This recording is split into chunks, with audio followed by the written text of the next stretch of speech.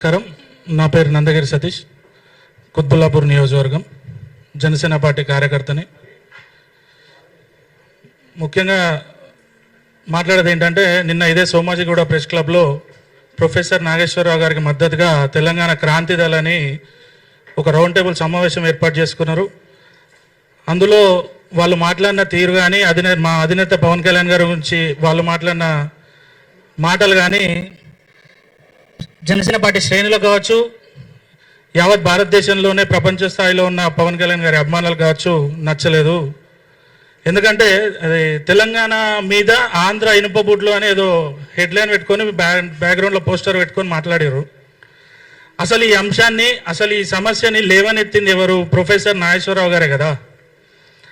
మా నాయకుడు ఏదో మోడీ గారికి, అమిత్ షా గారికి వెళ్ళి ఏదో ఆర్థిక నేరగాన్ని అరెస్ట్ చేస్తే తప్ప ఆంధ్రప్రదేశ్ని అభివృద్ధి చేయలేను అనే బాధతోటి ఏదో ఆయనను అరెస్ట్ చేయండి అని మాట్లాడినట్టు, ఈయన ఏదో పక్క రూమ్లో రికార్డింగ్ పెట్టి లేదంటే సీసీ కెమెరాలు చూసి మాట్లాడినట్టు ఆయన ఏదో చెప్పిండు.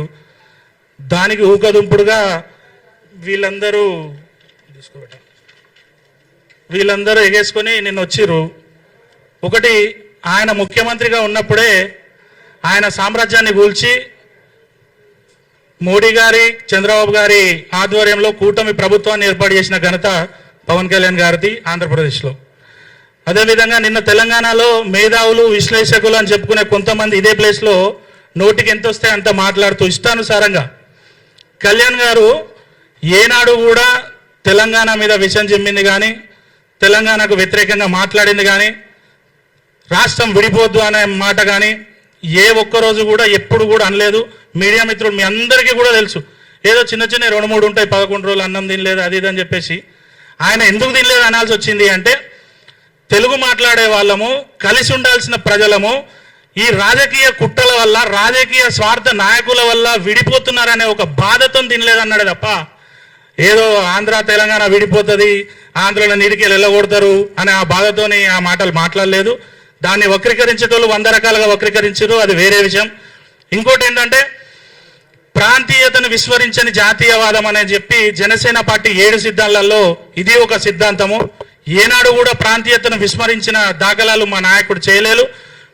మా స్టేట్ ఇన్ఛార్జ్ గారు కానీ, మా తెలంగాణ నాయకులు కానీ ఎప్పుడు కూడా ఆంధ్రాకి వ్యతిరేకంగా కానీ ఎప్పుడు కూడా మాట్లాడలేదు. ఎందుకంటే ఈరోజు ఇప్పుడు కుకట్పల్లి, కుత్బుల్లాపూరు, షేర్లింగపల్లి ఏరియాలు తీసుకుంటే దాదాపు సెటిలర్ ఓట్లేసే తప్ప ఎవడైనా సరే, ఆడు తెలంగాణ కావచ్చు, ఆంధ్ర కావచ్చు, ఏ పార్టీ ఎవడైనా సరే సెటిలర్ ఓట్లేస్తేనే గెలుస్తారు. అది మీ అందరికీ కూడా తెలుసు.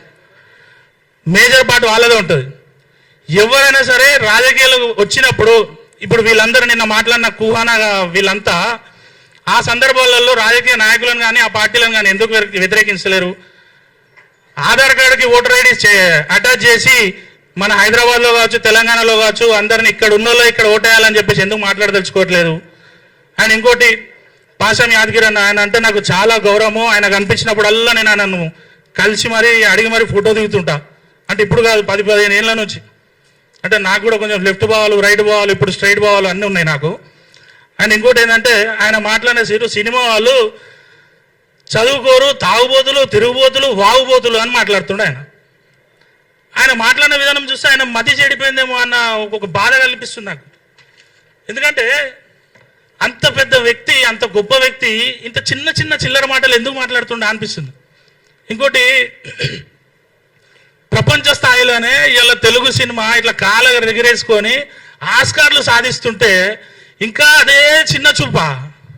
ఎంతసేపు ఈ సినిమా వాళ్ళ మీద వాడు ఏడుసుడు. నాకు ఏమనిపిస్తుంది అంటే, యాదగిరన్న మాట్లాడిన తర్వాత ఇదేదో కుట్రలాగా అనిపిస్తుంది. అంటే తెలంగాణ అభివృద్ధిని అడ్డుకునే కుట్రలాగా అనిపిస్తుంది. ఎందుకంటే ఎంతో కొంత సినిమా ఇండస్ట్రీ వల్ల మన తెలంగాణ బాగుపడ్డదా లేదా అనేది మీ అందరూ ఒక్కసారి ఆలోచించుకోవాలి, ఆత్మవిమర్శ చేసుకోవాలి.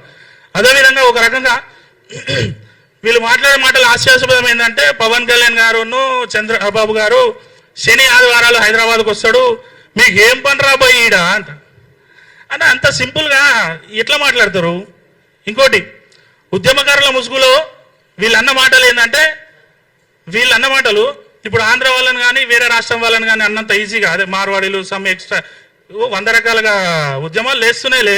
అంటే పొట్టకూటి కోసం ఇది. తెలంగాణ ఉద్యమం నడిచినప్పుడు వాన్నో ఎన్నో బెదిరించి తిన్న ఈ అలవాట్లు ఎడిగిపోతాయి. అవి ఆ రకంగానే ఇప్పుడు అన్నీ నడుస్తున్నాయి. వీళ్ళు అన్నట్టు ఇప్పుడు నేను ఆంధ్రాలో వెళ్ళిపోవాలి, పవన్ కళ్యాణ్ ఇల్లు అమ్ముకొని పోవాలి అన్నట్టు ఇప్పుడు గూగుల్ వచ్చింది, అమెజాన్ వచ్చింది, ఇన్ఫోసిస్ ఇవన్నీ వచ్చినాయి కదా. వీళ్ళని కూడా రైడ్ మా తెలంగాణ కూడా కాదు నడువు రైడ్కి అంటారా? వాళ్ళు ఎంతో 100 మంది ఉద్యోగాలు చేస్తారు మన తెలంగాణ బిడ్డలు. అది ఎందుకు మీరు ఆలోచిస్తలేరు? అదేవిధంగా నీళ్లు, నిధులు, నియామకాల కోసం ఏర్పడిన రాష్ట్రం ఎంత అభివృద్ధి చెందింది, అసలు ఎలా ఉంది, ఏం చేస్తుంది, యువతకు మరింత ఉపాధి కలిగించాలంటే ఏం చేయాలనే ఆలోచన ఏనాడైనా ఉందా? కేవలం మా నాయకుడి మీద, పవన్ కళ్యాణ్ గారి మీద వాడు ఏడవడం తప్ప. ఒకటి మాత్రం బలంగా చెప్పగలం, మీరంతా కూడా కేంద్ర ప్రభుత్వానికి, అంటే నిన్న మీటింగ్ పెట్టిన వాళ్ళు కొంతమంది 5-10 మంది, అందరిని అనట్లేదు, జర్నలిస్టులు అంటే పాదాలు వందనం చేస్తా, వాళ్లకు హ్యాట్సాప్ చేస్తా, అందరిని అనట్లేదు.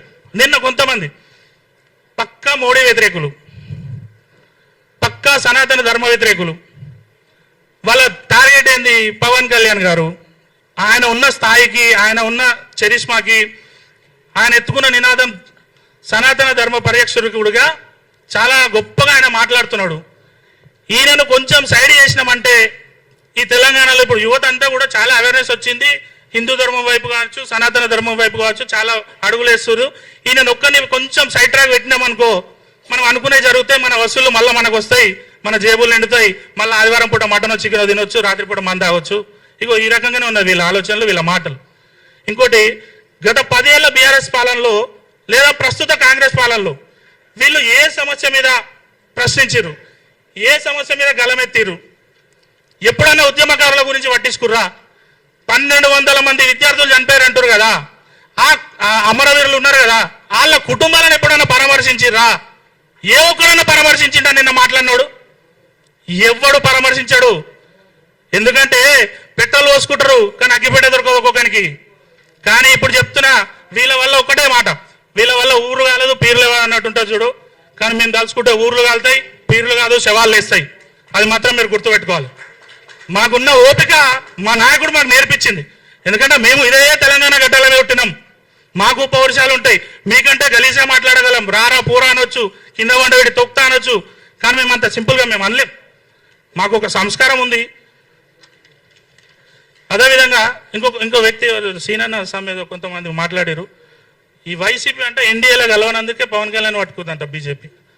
అమ్మా ఈయన కూడా కెమెరా పెట్టిండు ఆడ బీజేపీ ఆఫీస్లో. ఆయన అట్లా మాట్లాడతాడు, కోతి బ్యాచ్, వెకిలి బ్యాచ్, దమ్ము ధైర్యము, బూట్ కాలుతుంది అంతా. ఏంది బాబు, మాకు లేవా బూట్ కాళ్ళు? అండ్ ఇంకోటి, భరద్వాజ్ అన్న కూడా మాట్లాడుకుంటా పోసాని గురించి, వర్మ గురించి తీస్తాడు. విమలక్క గారు చాలా హుందాగా మాట్లాడారు. నేను అనుకున్న మనసులో, అబ్బా దేవుడా ఈమెనన్నా కొంచెం న్యూట్రల్గా మాట్లాడితే బాగుంటారు అబ్బాయి అని మనసులో అనిపించింది. ఎందుకంటే నాకు ఆమె అంటే అభిమానం, ప్రేమ. ఎందుకంటే మన తెలంగాణ బతుకమ్మ ఆళ్ళు ఎత్తుకునే బతుకమ్మ కాదు, అవన్నీ కమర్షియల్ బతుకమ్మలు. విమలక్క అది ఒరిజినల్ బతుకమ్మ ఆమె అంటే, అందుకనే నాకు చాలా ఇష్టం. ఆమె అన్నది 2009లో తెలంగాణకు మద్దతు తెలిపిన పవన్ కళ్యాణ్ ఇప్పుడు ఏమైంది అని అన్నది. మీ అందరూ గుర్తుపెట్టుకోవాలి, 2009లోనే తెలంగాణకు పవన్ కళ్యాణ్ గారు మద్దతు తెలిపిర్రు. అది విమలక్క కూడా ఒప్పుకుంది. ప్లీజ్ దయచేసి చప్పట్లు కొట్టాలి మన జనసేనకులంతా. సామాజిక తెలంగాణ, ఉస్మానియా నడి ఒడ్డు మీద పవన్ కళ్యాణ్ గారు చెప్పారు, ఎస్ తెలంగాణ ఉద్యమంలో నీతి నిజాయితీ న్యాయం ఉంది, బరాబరాను సామాజిక తెలంగాణకు మేము మద్దతు తెలుపుతున్నాము, కట్టుబడి ఉన్నాం అన్నవాళ్ళు చెప్తారు. ఎందుకంటే లైవ్లో ఉన్నారు వాళ్ళు. నాకు అప్పుడు ఎంత 23-24 సంవత్సరాలు, తెలిసి తెలవాళ్ళ వయసులోనే ఉద్యమాలు చేసినాం మేము. అండ్ ఇంకోటి, సార్ పెద్ద మనిషి ఆయన బక్క జడ్సన్ అన్న, మైకేల్ జాక్సన్ అన్న, బక్క జడ్సన్.